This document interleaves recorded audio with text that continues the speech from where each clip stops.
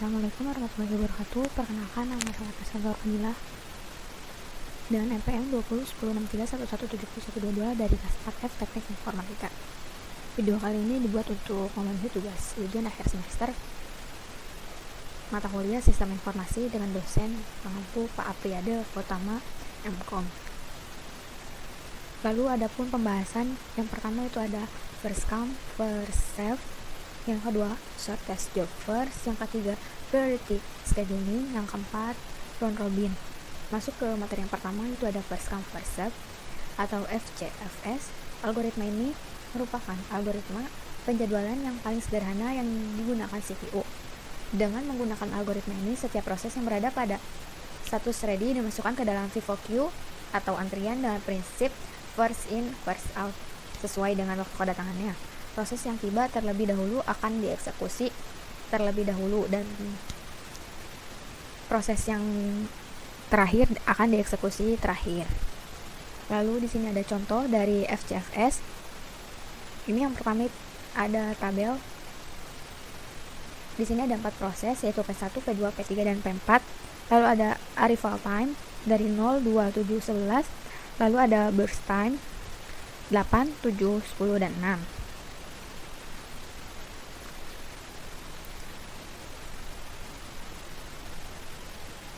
Di sini ada 4 buah proses yang datang secara bersamaan, yaitu pada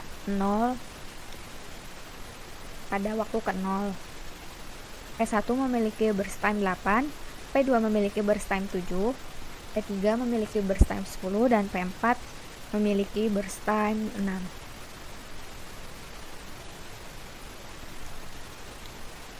Ketika CPU tidak mengerjakan suatu atau dalam posisi 0, datang sebuah proses yang dinamakan P1 yang membutuhkan waktu penyelesaian yang berjumlah 8 karena di sini burst time-nya 8. Karena FCFS ini melakukan proses menurut kapan proses itu datang dan akan dieksekusi. Maka proses selanjutnya dikerjakan setelah proses yang berada di depan selesai untuk dikerjakan. Tadi kan di sini ada P1. Ketika selesai dikerjakan dengan burst time 8. Sementara itu antrian P2, P3 dan P4 ini P1, P2 dan P3 dan P4 ini menunggu untuk dikerjakan.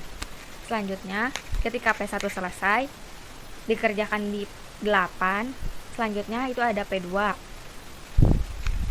yang memiliki waktu pengerjaan yaitu 7 karena di sini burst time-nya 7 dan berhenti di 15. Lalu P1, P2 selesai. Selanjutnya itu ada P3. P3 ini memiliki burst time itu 10 dan akan berhenti di 25 karena tadi P2 berhenti di 15. Selanjutnya itu ada P4. Karena P3 berhenti di 25 dan P4 burst time-nya 6, jadi P4 akan berhenti di 31.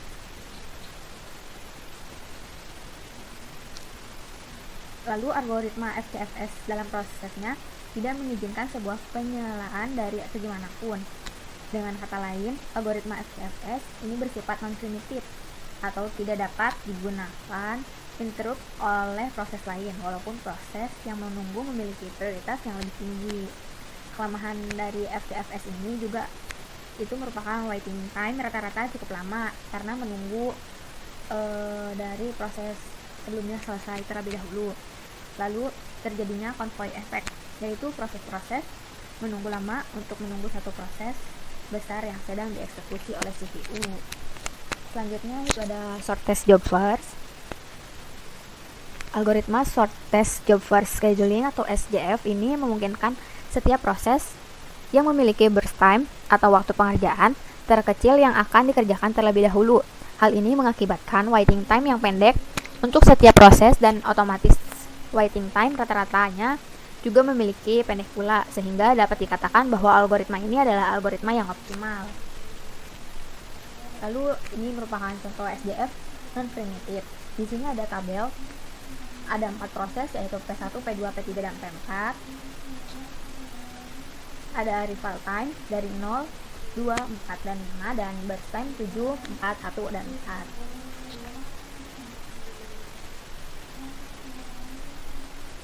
Pada SDF ini, CPU tidak memperbolehkan proses yang ada di ready queue untuk menggeser proses yang sedang dieksekusi oleh CPU meskipun proses yang baru tersebut mempunyai burst time yang lebih kecil. Dapat dilihat pada contoh pada gambar di sini, yaitu P1 di awal dengan burst time 7 dan tetap berlanjut sampai akhir proses P1, dan ini sampai selesai P1. Baru kemudian dilanjut dengan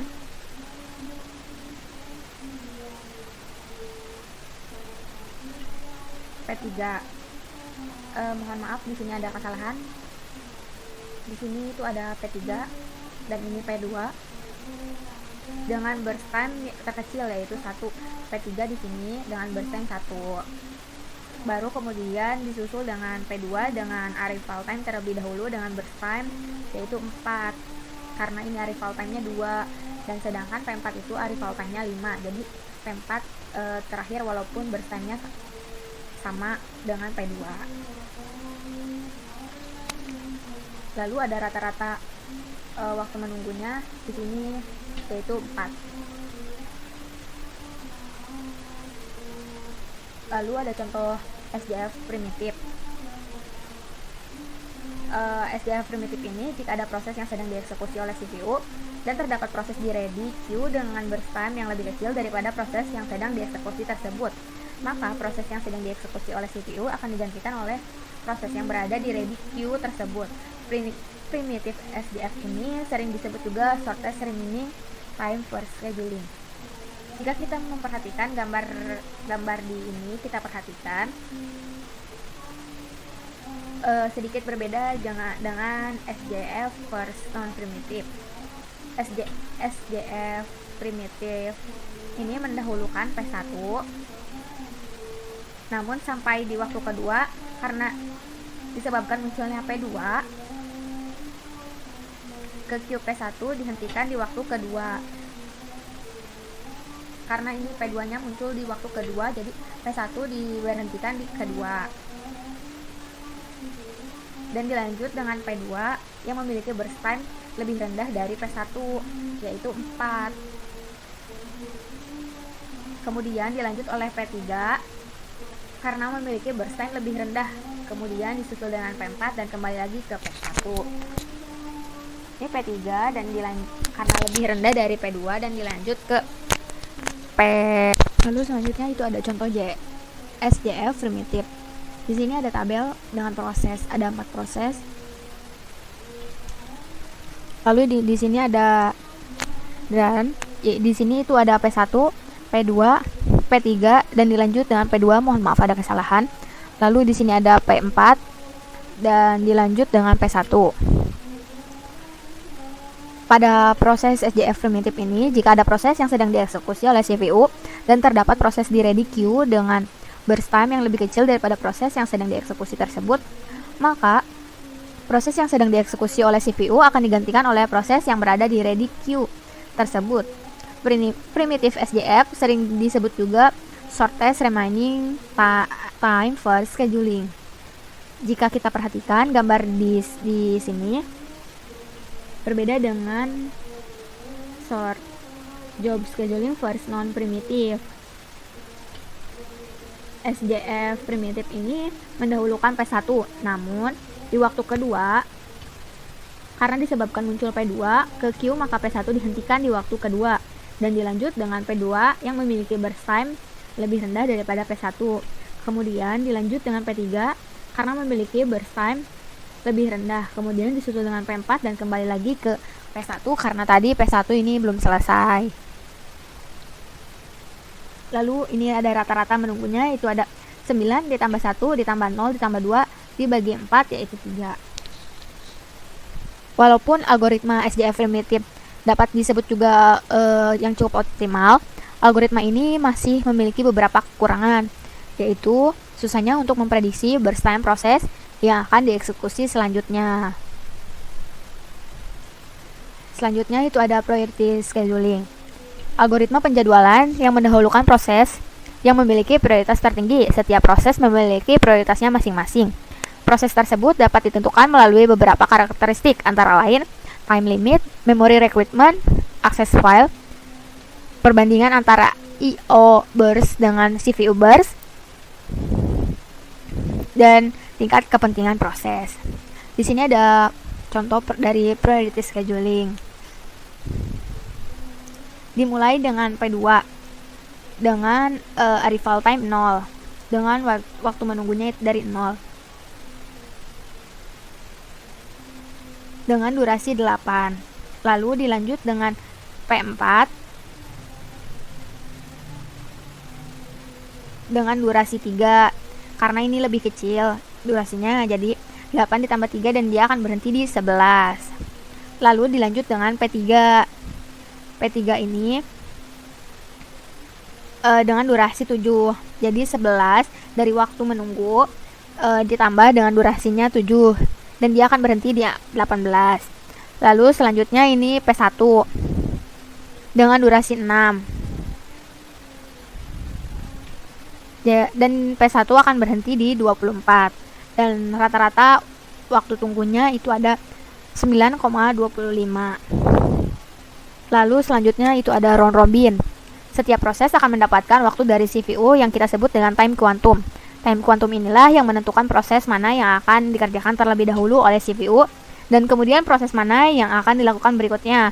Biasanya suatu proses mendapat jatah time quantum yang sama dari CPU, yakni 1 sampai 100 milidetik atau 1/n. Di sini ada contoh round robin.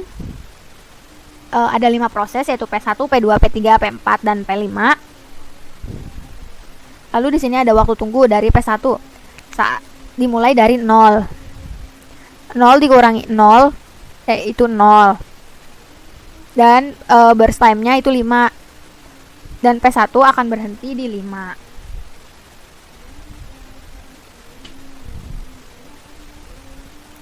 Setelah itu dilanjut dengan P2.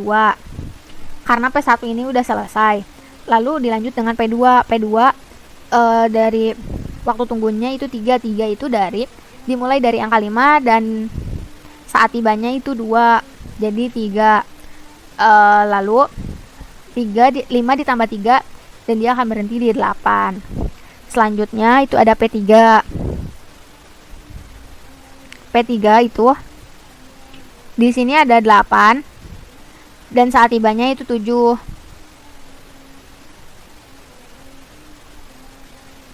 Dan dia akan berhenti sementara di angka 13. Dilanjut dengan P4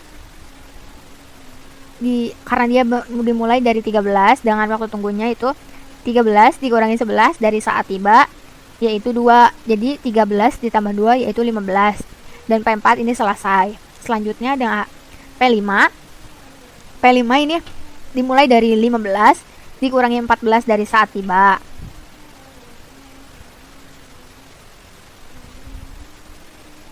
Lalu akan berhenti di 20. Selanjutnya itu ada dilanjut dari P3 karena tadi P3 belum selesai.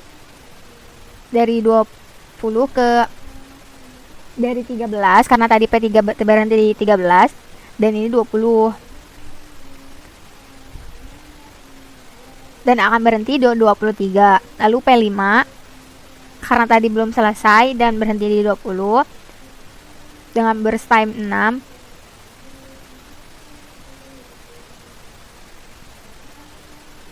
P5 dan akan berhenti di 29 dengan rata-rata waktu tunggunya itu ada 0 dari P1, 3 dari P2, 8 dari P3 yaitu 8 dikurangi 7 ditambah 20 dikurangi 13, 8. 2 dari P4 yaitu 13 dikurangi 11 dan P5 itu 4.